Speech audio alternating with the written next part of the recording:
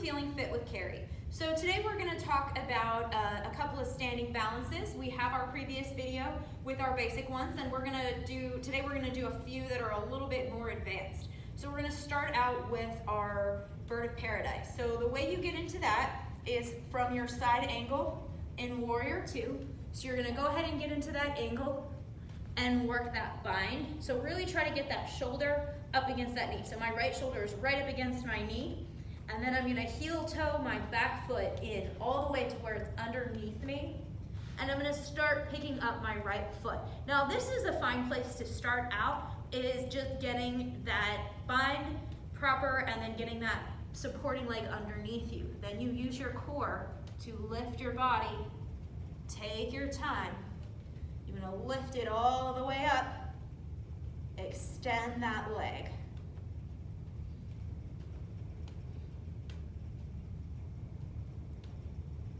And then to come down, just go exactly the way you came back to that position. So a few things you want to think about when you're in that posture. Again, really getting that shoulder right up against that thigh and using that core to lift your body. So let's do it on the other side just to see it again. Remember, we're not symmetrical in our body, so everybody has a side that's going to be a little bit easier. That's okay. We still want to work both sides. Bringing that back leg in. And notice I'm lifting up my face. You never want to look down in these balances. That will bring you forward. Now, if you're a little wobbly, that happens. Try to get that tailbone right underneath you and extend. Boop. Extend that leg, fight for that balance. There we go, good.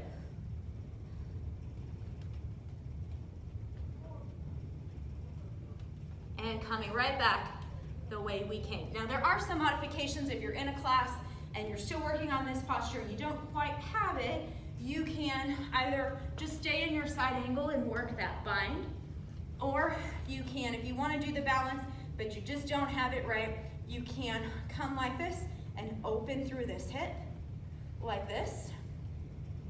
Or you can grab for that foot and even just extend straight out.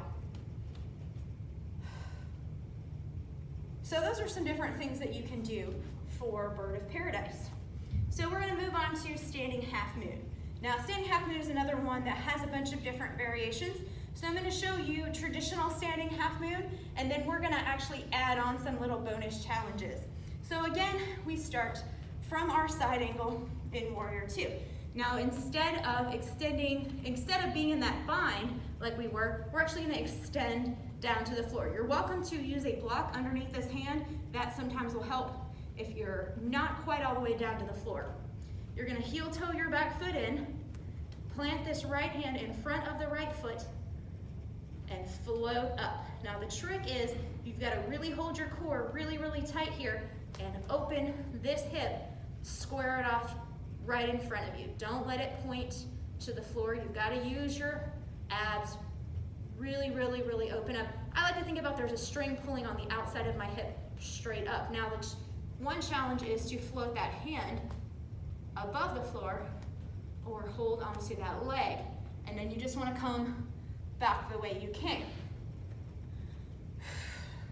Now, here's a couple things that you can do when you're in that position. When you feel really comfortable with it, a couple of things to challenge yourself. The first thing I always tell everybody is to make sure you're already in this squared off position where my hips are pointing straight this way, not letting this hip fall down. That's usually the easiest way to get into it. People will tend to come here and then try to lift up, and it just doesn't always work as well. So really line everything up here and make sure you have this. Work on this as long as you need. You need weeks, months, whatever.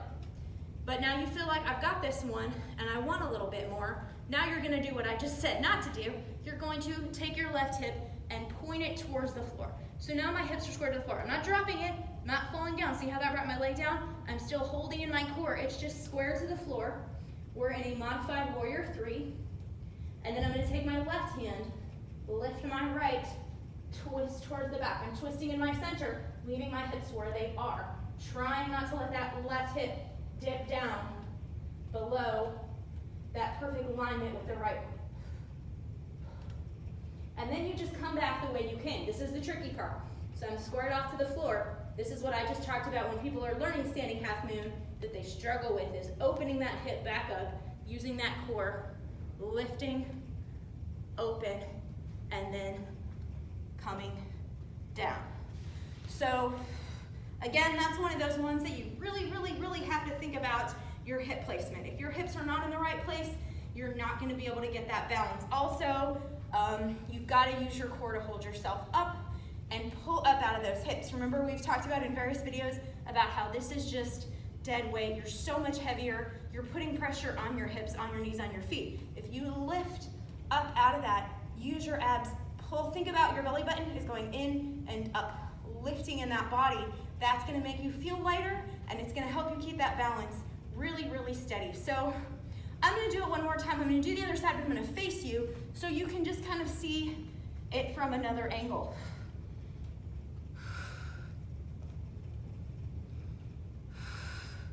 So I'm going to start out with my regular standing half moon, looking right out in front of me.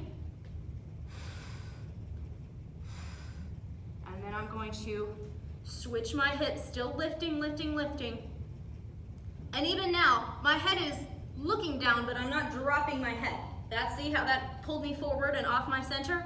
Really still lifting everything up, and then twisting, taking all the time you need here.